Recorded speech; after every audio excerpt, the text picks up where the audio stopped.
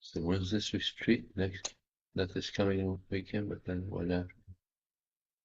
Just before we're at the after.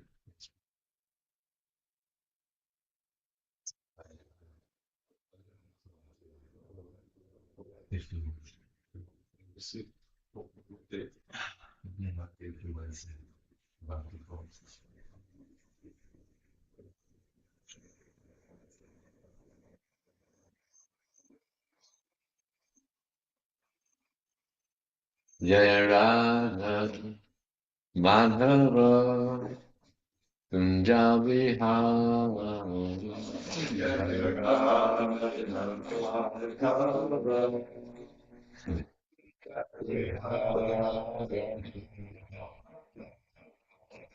Gopijana Vallabha Girivaradhari Gopijana Vallabha Girivaradhari Gopijana Vallabha Girivaradhari Gopijana Vallabha Girivaradhari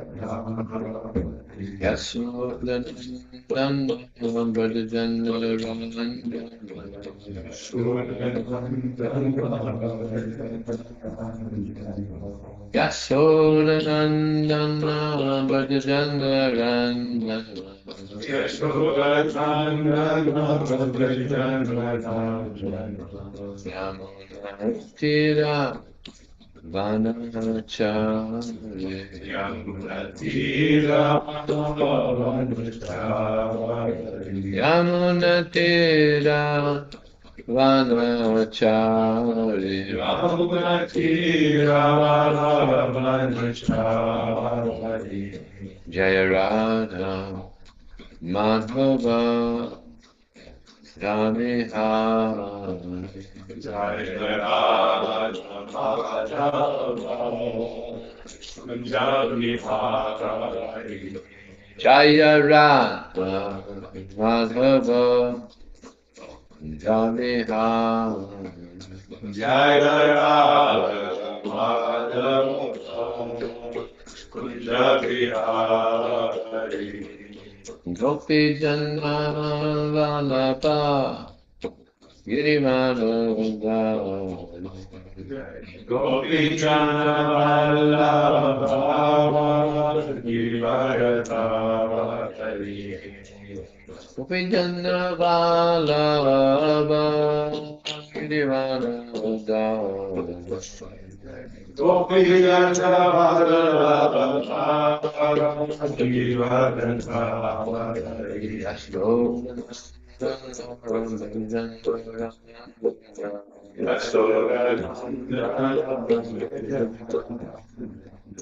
Yasodhanandana Bhajana Ranjana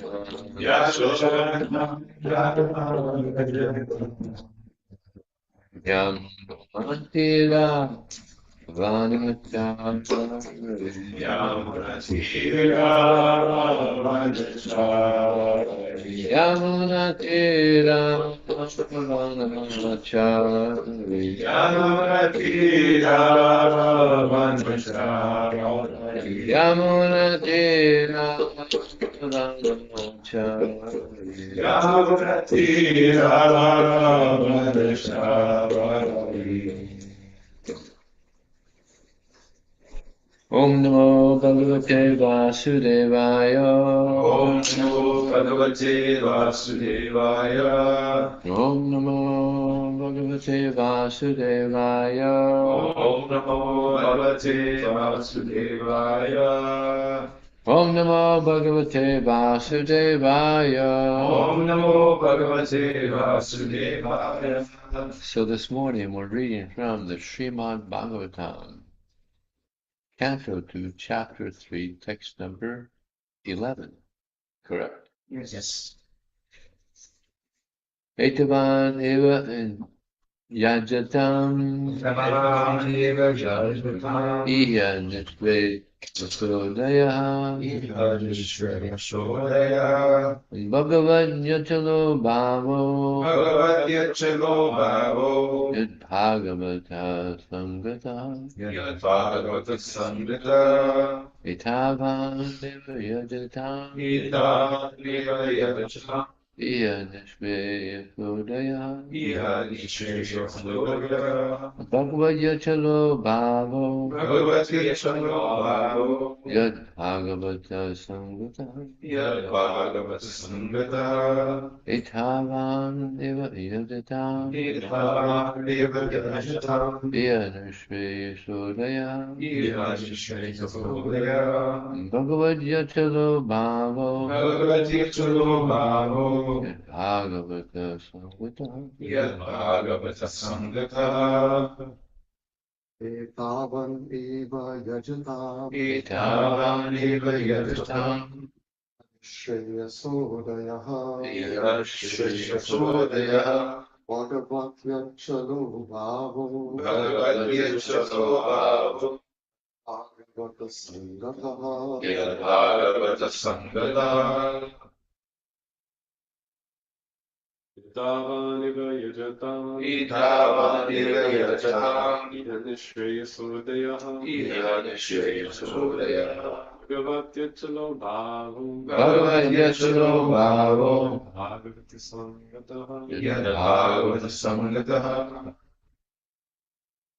Etavan. Etavan All these different kinds of worshippers. all these different kinds of worshippers Eva. Eva Certainly. certainly Yajatam. Yajatam While worshipping. while worshipping Iha. Eva In this life. in this life Nishreyasa. Nishvayasa The highest benediction. the highest benediction Udaya. Udaya Development. development Bhagavati. Bhagavati Unto the Supreme Personality of Godhead. unto the Supreme Personality of God Achala. Ajatala Unflinching. unflinching Bhava. Bhava Spontaneous attraction. spontaneous attraction Yet. Yat Which. which Bhagavata. Bhagavata The pure devotee of the the Lord. pure devotee of the Lord Angataha. Association. association Translation Emperor Pope by His Divine Grace. Srila Prabhupada ki jai. All the different kinds of worshippers of multi-demigods can attain the highest perfectional benediction, which is spontaneous attraction, unflinchingly fixed upon the Supreme Personality of Godhead, only by the association of the pure devotee of the Lord. Purport.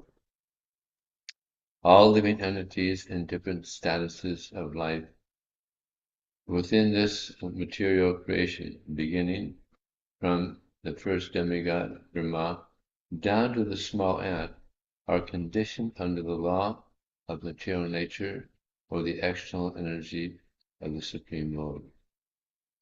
The living entity in his pure state is conscious of the fact that he is a part and parcel of the Lord.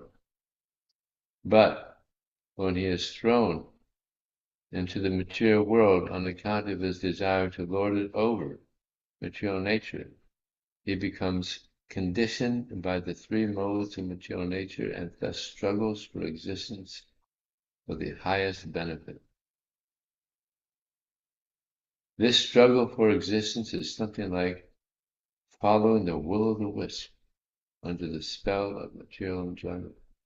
All plans for material enjoyment, either by worship of different demigods, as described in the previous verses of this chapter, or by modernized advancement of scientific knowledge without the help of God or demigod, are illusory only. For despite all such plans for happiness, the conditioned living being within the compass of material creation can never solve the problems of life, namely birth, death, old age, and disease. The history of the universe is full of such plan makers, and many kings and emperors come and go, leaving a plan making story only. But the prime problem of life remains unsolved, despite all endeavors by such plan makers. Actually, human life is meant for making a solution to the problems of life. One can never solve such problems by satisfying the different demigods, by different modes of worship, or by so-called scientific advancement in knowledge without the help of God or the demigods. Apart from the gross materialists who care very little either for God or for the demigods, the Vedas recommend worship of different demigods for different purposes or different benefits. And so the demigods are neither false nor imaginary. The demigods are as factual as we are, but they are much more powerful due to their being engaged in the direct service of the Lord and managing different departments in the universal government. Prabhupada said the demigods, they used to come here. Yeah. And ordinary people used to even be able to see the demigods. But Prabhupada said now, the demigods won't even come here to pass urine. It's so bad. It's so bad. There used to be righteous kings, Rajarsis, and the demigods would come here. Be very impressed. The Bhagavad Gita affirms this, and the different planets of the demigods are mentioned there, including the one of the supreme demigod, Lord Brahma. The gross materialists do not believe in the existence of God or the demigods, nor do they believe that different planets are dominated by different demigods. They are creating a great commotion about reaching the closest celestial body, Chandraloka, or the moon. But even after much mechanical research, they have only very scanty information of this moon, and in spite of much false advertisement for selling land on the moon, the puffed-up scientists or gross materialists cannot live there, and want to speak of reaching the other planets, which they are unable to account for, even to count. Now, was it Elon Musk? He's got a plan to go to Mars, right? And I think he's got people already invested, right? Amazing, huh? He's got his rockets, spaceships, the whole thing, and people are falling for it. They're thinking, oh, he's been such a success so far, he'll probably be able to do it, right? You got some faith in it.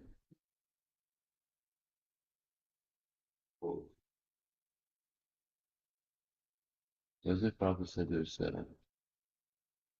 there's lazy intelligence, there's active intelligence, there's lazy fools, and there's active fools. It's very interesting. He said the lazy intelligence gives the example of the high court judge. He just sits there. Mm-hmm.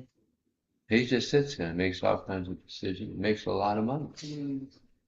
Lazy intelligence. Also, that's compared to the Brahma. Mm-hmm. The Brahmana doesn't work. He just gives guidance to the Kshatriya. Lazy intelligence. The active intelligence, he's the governor, the president, or the king. He takes guidance from the Brahmana. So he's intelligent also. He's active intelligence. And then the lazy fool, there's we got the businessmen. Yeah.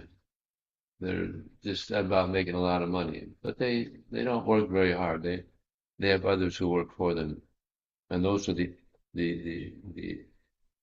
lazy, the active lazy active. Those are the Sudras. They're just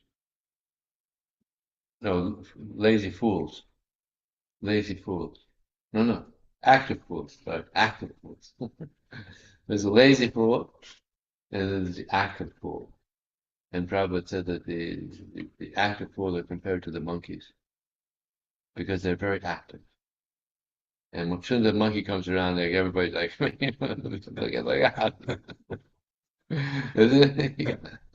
and they're all making all kinds of arrangements. The monkeys can't get in. You know, sometimes they get in, they just cause havoc. You know? And they're compared to the Sudras. And unfortunately, right now, age of Kali, Kala Sudra Sambhava, everybody's a Sudra. So therefore, chaos all over the world. Chaos. Prabhupada said that Lord Ramachandra, he had so many monkeys serving him. He said, now I also have so many monkeys. However, the followers of the Vedas have a different method of acquiring knowledge. They accept the statements of the Vedic literatures as authority in toto, as we have already discussed in Canto 1. And therefore they have full and reasonable knowledge of God and demigods, and of their different residential planets, situated within the compass of the material world and beyond the limit of the material sky.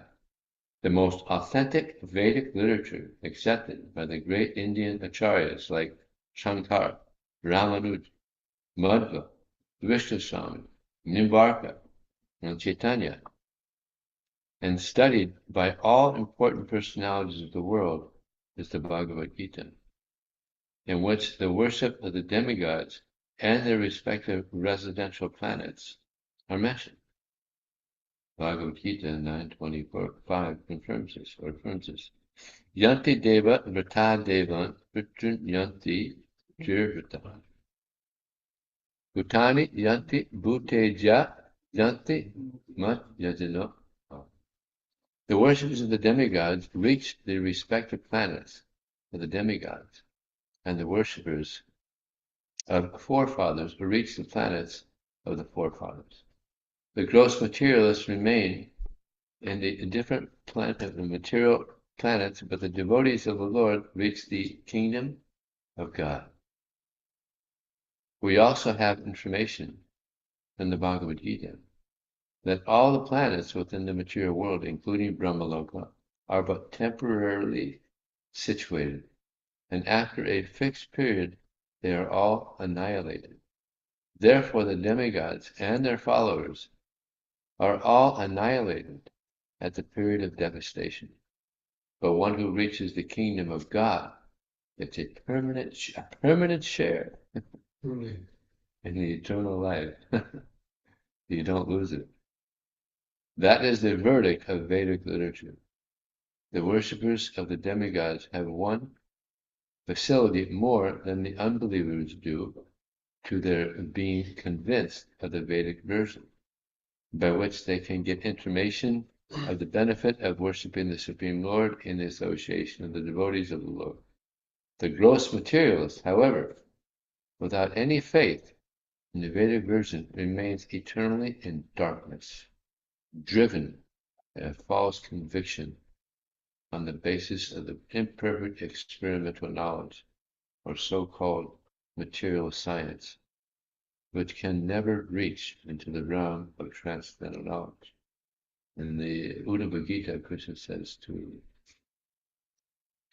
Dhruva, Yutopashyamanata Bhagavatam Vibhavasam Sita Bhayam Mocheti Sarasam Sevatas.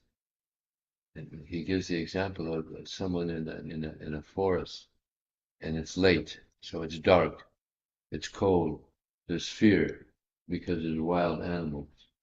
But when he approaches a sacrificial fire, the darkness is gone, the cold is gone, the fear is gone. So in this material world, it's compared to a forest of material existence, and sometimes a blazing fire, material existence.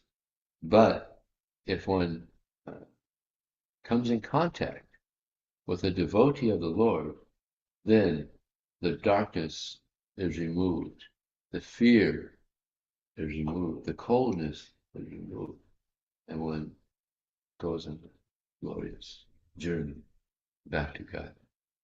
Nice example. Association, devotee. So, therefore, unless the gross materialists or the worshippers of the temporary demigods come in contact with a transcendentalist, like the pure devotee of the Lord, their attempts are simply a waste of energy. Only by the grace of the divine personalities, the pure devotees of the Lord, can one achieve pure devotion, which is the highest perfection of human life. Only a pure devotee of the Lord can show one the right way of progressive life. Otherwise, both the materialistic way of life without any information of God, or the demigods, and the life engaged in the worship of the demigods in pursuit of temporary material enjoyments, are different phases of phantasmagoria. Phantasmagoria. Now, phantasmagoria, what is this? It's like, is that kind of like Prabhupada gives the example of the horse laying the egg or the flowers in the sky? Phantasmagoria. What is it? Look up phantasmagoria. Different phases of phantasmagoria. Yeah. Phantasmagoria is a shifting dreamlike sequence of strange or surreal images. There's a dream. People are dreaming, and that we're this body, and we're the proprietors of this or that. Actually, a devotee asked Prabhupada, when we go back to the spiritual world, are we going to remember our life in this world? He said, you'll remember it like a nightmare. A nightmare. It's not just a dream, it's a nightmare. Compared to this life in the spiritual world, this is a nightmare. Even though people may have nice homes and this and that, it's material consciousness.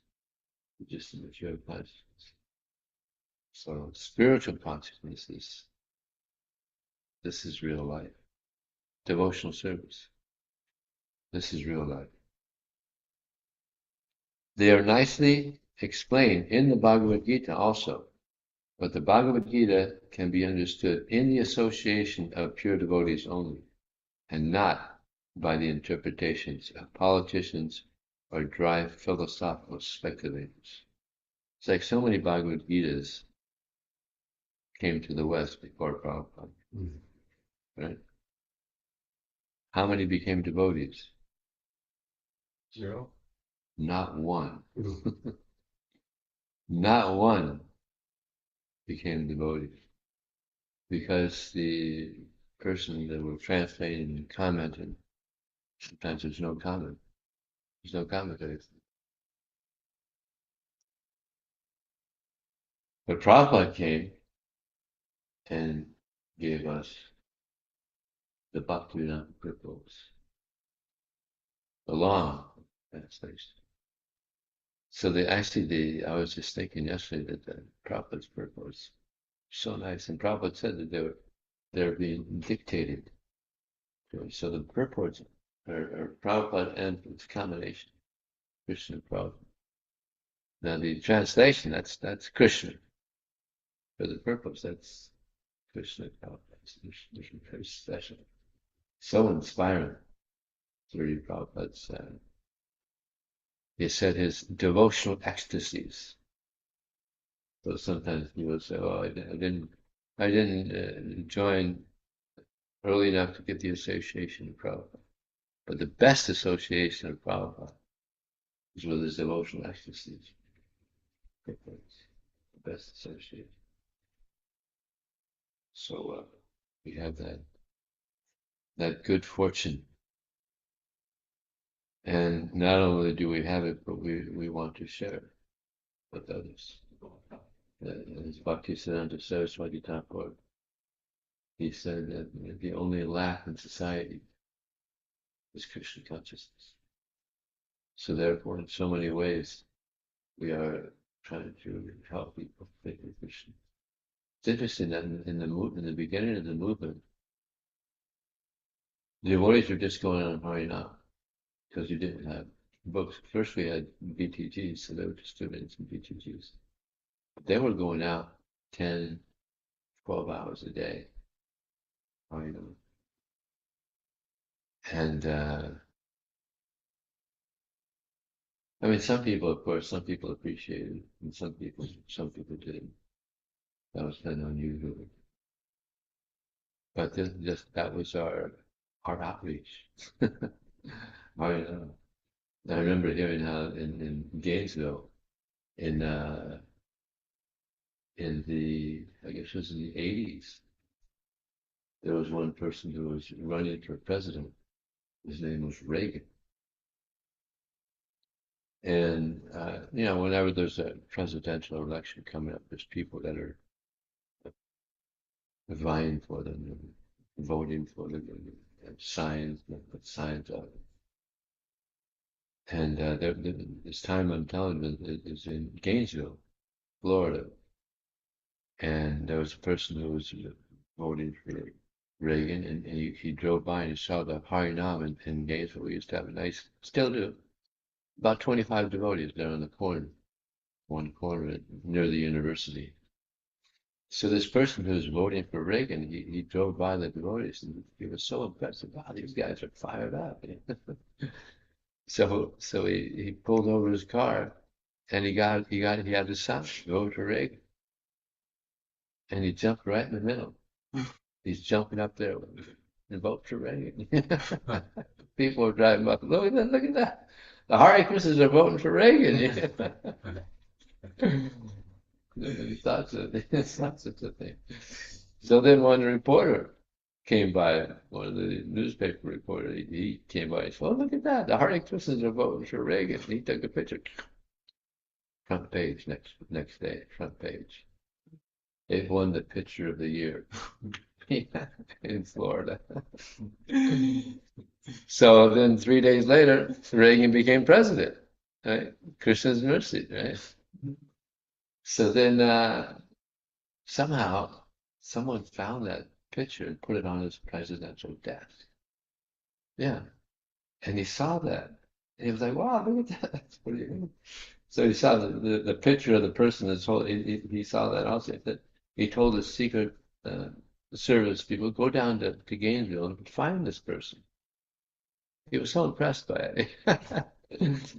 So he said, go down and find him, send him up. I want to have lunch with him in a few days. So they flew down. Somehow they found the guy, and they flew him up. He had lunch.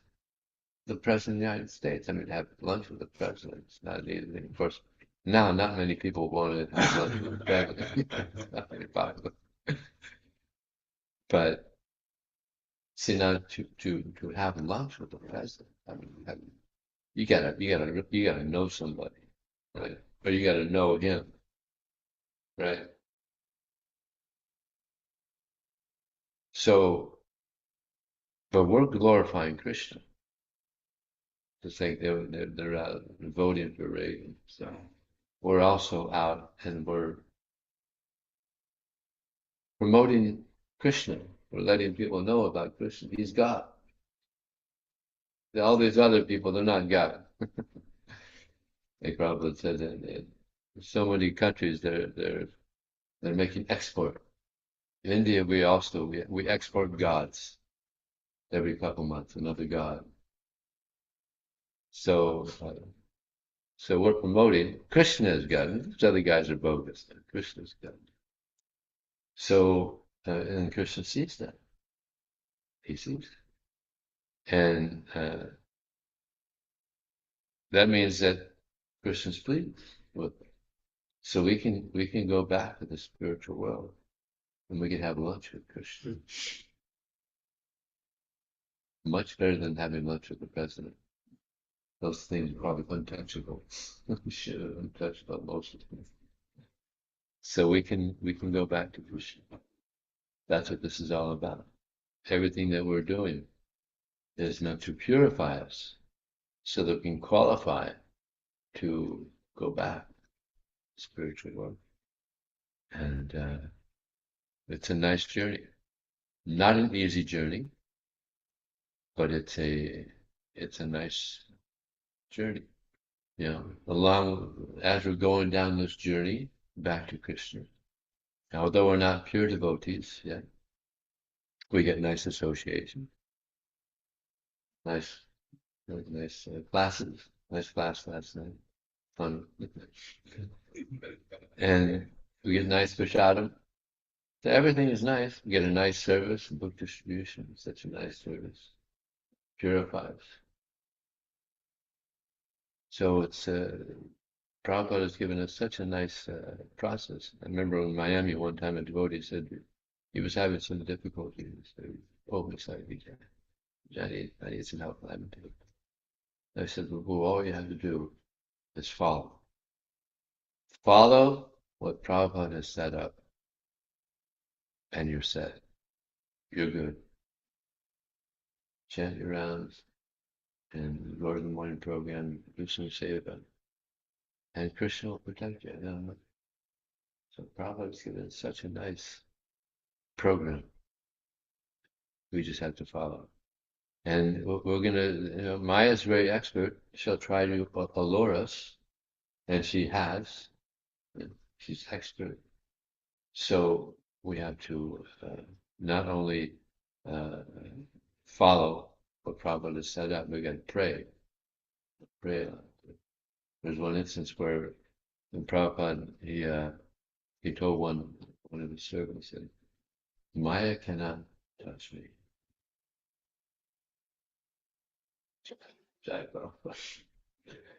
And then I think later that day, he saw Prabhupada praying. He was in front of the deities and he was praying to the deities, fervently. And this devotee was close to Prabhupada. Later he asked Prabhupada, I saw you in front of the deity praying so fervently. So if you don't mind me asking, what were you praying? He said, I was praying for protection from Maya. But Prabhupada, you said you can't be touched by Maya. He said, that's because I'm always praying. Protection. Maya is so powerful. Prapanam Paimamisha Bhikkhu Mitsugamaya.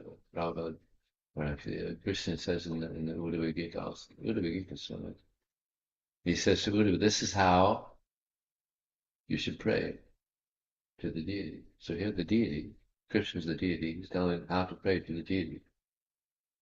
Please protect me who I'm trying to surrender unto you. I'm very fearful of this material existence, standing as I am in the death. This is how to pray to the Lord. So this material world,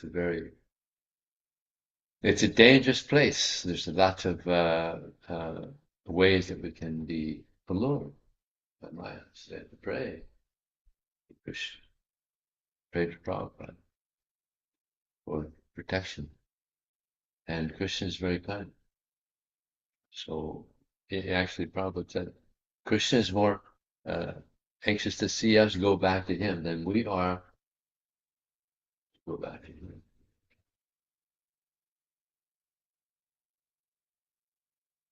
Krishna's feeling some pain because we're all part and parcel of Krishna, and we're living entities of suffering here, suffering so much we can't imagine. And people are suffering so much that sometimes they commit suicide, or they take drugs, or they take alcohol, and so many ways they try to forget. It's like there's four things that people do in their leisure time. Movies, sleep, vacation, intoxication. And what do these all have in common? The way to escape. Escape the problem. But then when the movie's over, you got to deal with it again. Vacation's over, you got to go back, you got to go to work, you got to deal with it again. Intoxication, it wears off. All these things, you got to deal with it. So Krishna, he gives us the Bhagavad Gita. This is the best way to deal with problems. This is the Srimad Bhagavatam, the Bhagavad Gita. This gives a solution to all the problems. And what is the solution? The Nyavilasatas and Jnana Kamadhyana. Anukoyena Krishna, Sila and Bhakti. That we have to engage in devotional service with no motive, no desire to enjoy the fruits of our activities, free of all mental speculation, free of all desire, all material desire. Desire is not bad, but we're trying to become free of material desires. Material desires are what keeps us stuck in this material world. But spiritual desires, this is what helps us out of the muck of material existence. So spiritual desires we want to keep and cherish. Don't let them go. Material desires come. What do? Hare Krishna, Krishna Krishna, Hare Hare. Hare Rama, and Krishna's name is very powerful. There was one instance where the devotees wanted to see how heavy Krishna was, so they used gold. They put it on a scale, and they put so much gold, and Krishna's got heavier and heavier. So they put so much gold, more and more gold. And Krishna just got heavier and heavier. But then one devotee had a very intelligent thought. He wrote Krishna's name on a tulsi, and he put it on top of the gold, and immediately went down. Because Krishna's name is more powerful than Krishna, more merciful. Just like all of us, what hope did we have? And now we have the holy name, so there's hope. Chanting the holy name, there's hope. Another example is this Lord Ramachandra, devotees were throwing stones to go to Lanka. But Ram's name was on it. So therefore they were floating. So Lord Ram, he was throwing stones. And they were sinking. And he said, Hanuman, all my servants are throwing stones and they're floating. I'm Ram.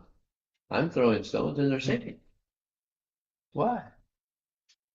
My Lord, because they're putting your name on the stone. And your name is more merciful than you.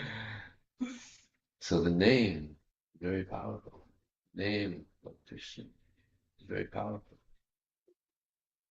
Chant and be happy. So if we just chant the holy name with sincerity, with attention, then Krishna, he'll help us in this journey back to him. But we shouldn't think that there's something more, there's something better. This is the best process. Believe it or not, I know devotees that they left Krishna consciousness, they became Buddhists. But no, there's nothing higher. Mataparachananya kinchit asti danande. Ayisarvamudatta sutri. Krishna says there's no truth superior to me. Everything is resting on me as pearls are strung on a thread. There's nothing greater than Krishna. And therefore his name is Krishna. It's all attractive. Bhagavan, so attractive. It's like there's beauty, there's wealth, there's strength, there's fame, renunciation. And it's like there's very beautiful people. Mr. Universe or Miss Universe. but not as attractive as Krishna. Krishna is so beautiful. It's even said that if anybody is interested in, in material enjoyment, then don't go to the bank of the Jivan and see Krishna, see the beauty of Krishna, hear his beauty, because you lose all attraction to this material world. Also, you could say if anybody's interested in material life, then we don't go out on book distribution because we get a higher taste, isn't it? Mm. It's a higher taste. Don't go on book distribution if you're interested in material life because you lose your attraction. You want to serve Krishna. So beauty, wealth, Krishna he's so wealthy. He owns everything. That's pretty well. We think that we own things. But everything that we have is being borrowed. We're borrowing things. We don't own anything. And we have computers and cars, things, small things. We don't have much from each other. But everything that we have, everything is being borrowed. And they're so proud of these big buildings. But all this is made available by Krishna. The stones coming from the ground, the iron, everything's from Krishna. And everything belongs to Krishna. Isava Shivadanu Saram Yat Kinchit Jagacham Chena Chak Chena Bundita Madhu. Everything that exists is owned and controlled by the Lord. Therefore, we should only accept those things which you need as a quota and not accept more. So beauty, wealth, strength, Krishna is he's so strong. You notice Sati Sankalpa means that whatever he wants, it just happens. So powerful.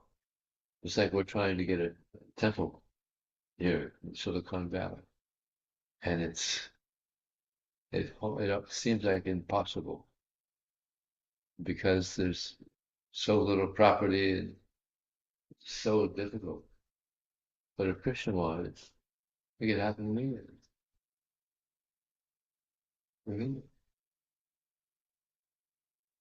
Therefore, we're praying to Krishna a lot. We should all pray to Krishna. We need a bigger temple. This place is so small. Such nice Indians I saw last night. They're sitting on the pavement, 100% are standing out. That's a very little facility. So beauty, wealth, strength, fame. People want to become famous. But who's more famous than God? Everybody's heard of God, maybe except for China. In China, there's no name for God. There's no name for God.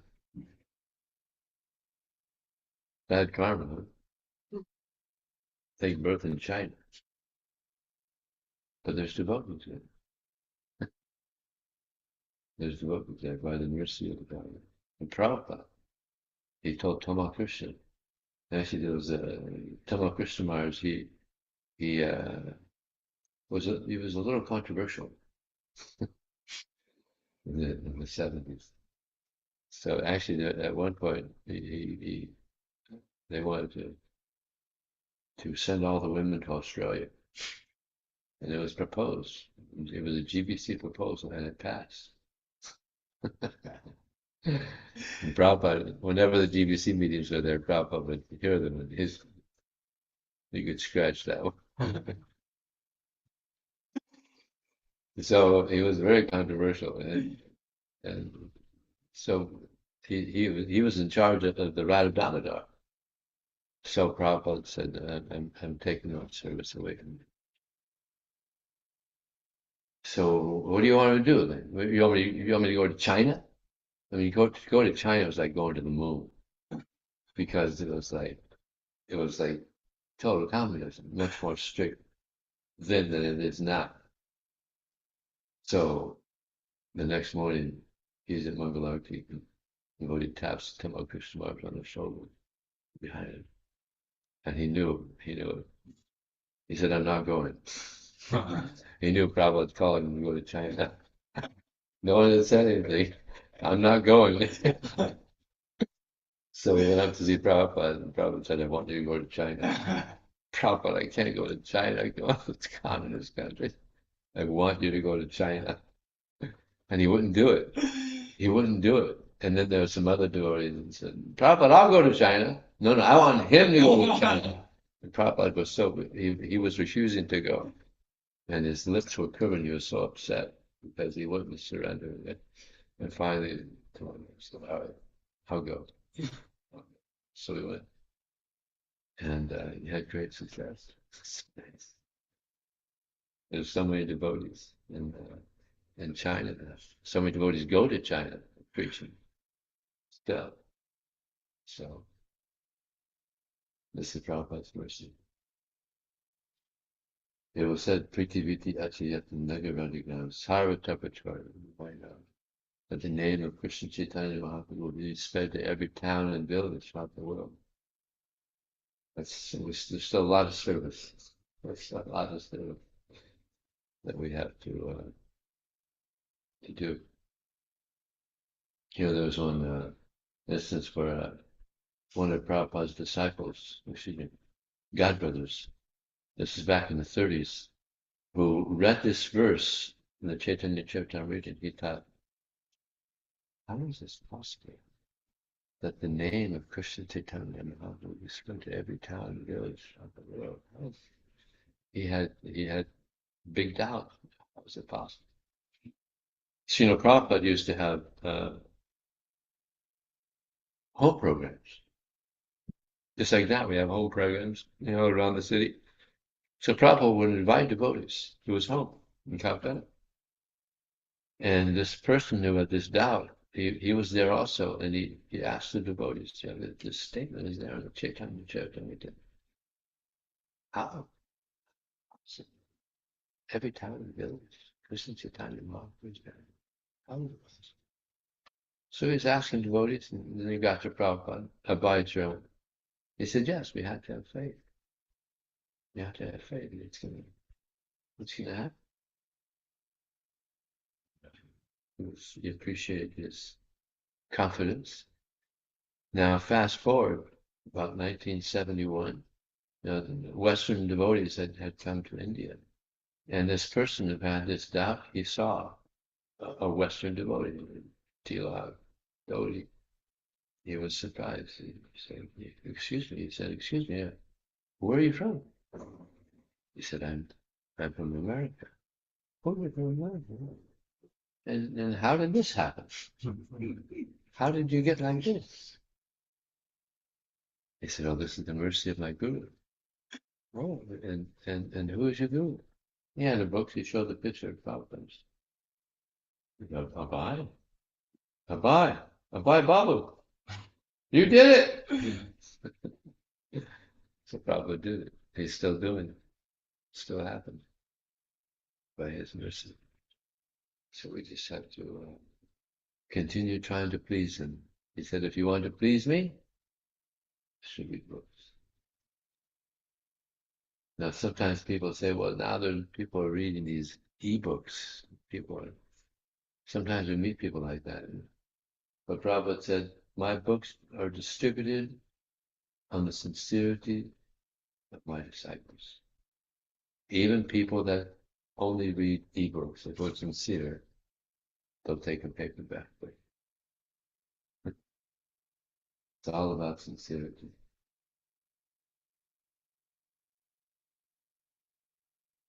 Okay, maybe stop there. Any questions? Yeah. The first sentence in the book where it talks about Brahma and the demigods being under the modes of nature. They are controlled by the different modes of material nature. At the same time, we know Brahma is the head of this Brahma Madhva Gaudiya Sampradaya. And we say that pure devotees are not under the modes of nature. So how do we understand these statements from the Kami Prabhupada's? Well, there's different Brahmas also. We hear how Brahma he was attracted to his daughter. So that's under the modes. But there's different Brahmas. So that's one understanding.